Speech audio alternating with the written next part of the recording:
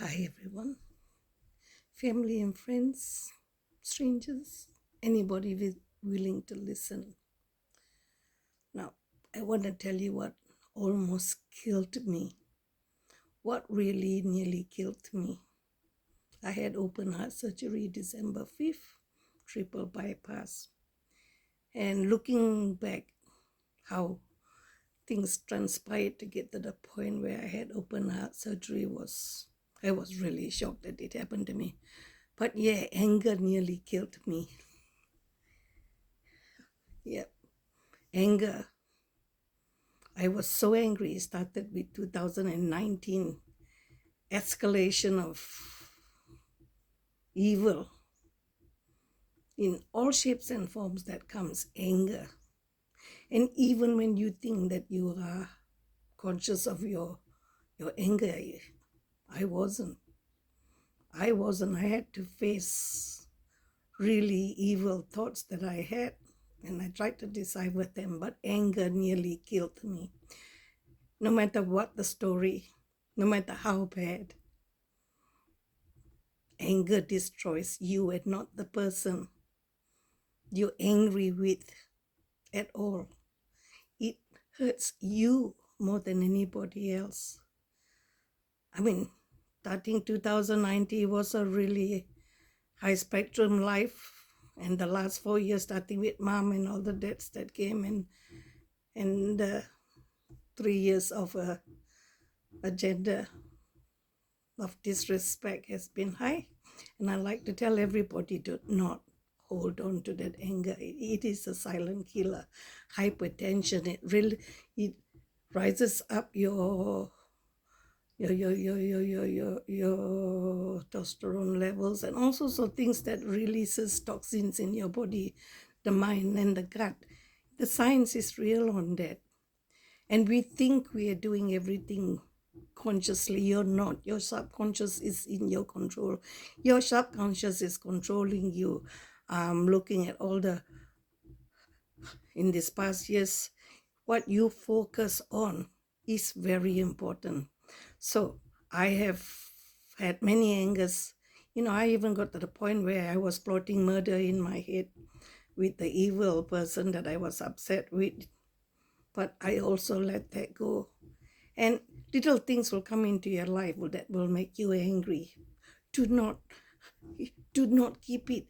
Things go wrong, we get angry, we get sad, but don't hold on to it. You must find a way to let it go. Find all the answers you can to let it go. And another thing I wanted to say, it's your journey, how you get there. And I keep telling people this, they don't seem to comprehend. The end destination doesn't matter. Whether you want to build a portfolio of, property, a portfolio of your whatever you're interested in, it's the journey that gets you there, and the process you take to get there is so important. And we got, how do I say, when I tell you I am enjoying the journey, I don't care if the end results goes wrong, which it has, because the powers that be stopping me and letting me do what I want to do. But I'm not going to let it take hold of me and I get angry, because we get angry at the drop of a hat. And you don't realize that anger is a killer. June's living proof of that. I'm smug, I'm proud, I'm loud. But honestly, I look with the eyes of love, and I can see so many of us holding on to anger without even realizing it. Now, the opposite of love is not hate. The opposite of love, June found out long time ago, is indifference. Indifference, when you don't care anymore. There's no, when that person's name comes up, no more emotion, no more anger. I worked that out. But you got to keep working on it. It doesn't stay. You got to find the skills to not be angry at, situations happen. You get upset, you get sad, you get depressed. That is life. And then you move on from that. Do not carry it. When you carry it, it builds up and it builds up and it builds up, and then it explodes. in your body without your knowing. Your body is wearing your mind. Your gut health is no good. You got all sorts of problems. 101 ways how to get rid of it is real. And I need you to stay positive and keep, no matter how ugly it gets outside, you in here, keep it beautiful. Really, honestly, I tell you, anger is a silent killer. We wear it without knowing it. Everybody says it doesn't affect me. I'm good. I'm not. It does. Even when I'm driving the car, I think I'm cool and collected. And after the operation, even my excitement, happy to see my kids, that also hurt my chest. And driving the car thinking I'm a A1 Formula driver. Yeah, right. 25-year-old work boy in the car. No, it hurt for me to drive because I'm not as cool and collected as I think I am. And that itself taught me what was going on in our body, where emotions that your heart and your gut, where's everything you feel. If you can get yourself to the point of being indifferent, it is easier. And the other point, that when you look at everybody with the eyes of love, you give them bigger allowances. When you fall out of love for somebody, you see every little thing they do wrong is magnified. See, I told you she's not good. I told you he's a shit. All that sort of things, because you're not looking with the eyes of love. But when you look at the eyes of love, he says, oh, she's just having a bad day. Oh, no, his parents died. So yeah, he's nasty because he's not coping so well. Not an excuse to be nasty at any time.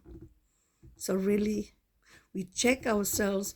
And when they say to be present, is to look with loving eyes this very moment, wherever you are. I'm in the corner of this little town, but I still manage to take myself away. Even in here, I take myself away, because what you see and what you do influences the whole body.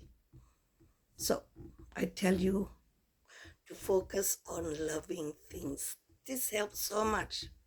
Doesn't matter who did what or why he did this. Not your place to judge them, not your place to worry about it. As hard as it is.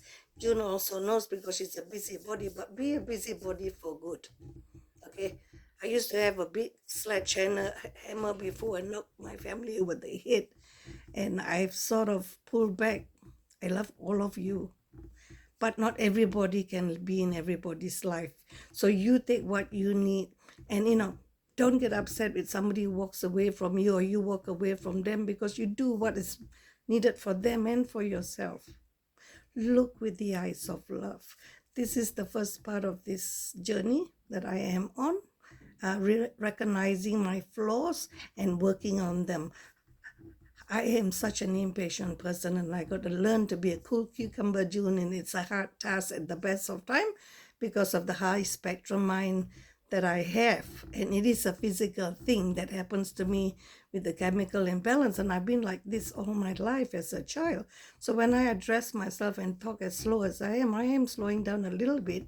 For those of you who know me, yeah, I'm a work in progress till the day I take my last breath. And I'm looking with the eyes of love. For all of you out there, do not let anger rule you. Whatever it is that's not going to make you look with the eyes of love, go find a way to get rid of it.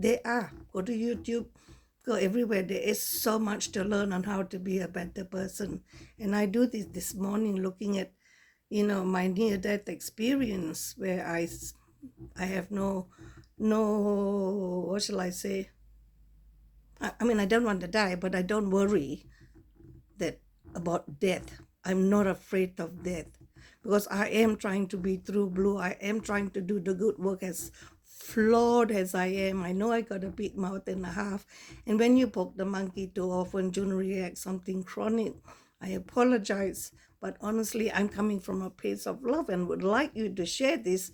Try and get rid of the anger and the frustration we feel, whether you're not seeing things move fast enough or things in your families go wrong. Excuse them, give them as much allowances as you can, because none of us are perfect. We keep saying none of us are perfect, but the minute we have an argument, I'm not talking to you, you're not talking to me, blah, blah, blah. See, you're still expecting perfect. No. Forgive easily. It's a nicer place to be. I let go of most of my anger with everybody. I got a few issues that I have to work it. And as I sit here, I write things out for me. So when I write it out, it reaffirms in my head what I feel. We need to find what works for us.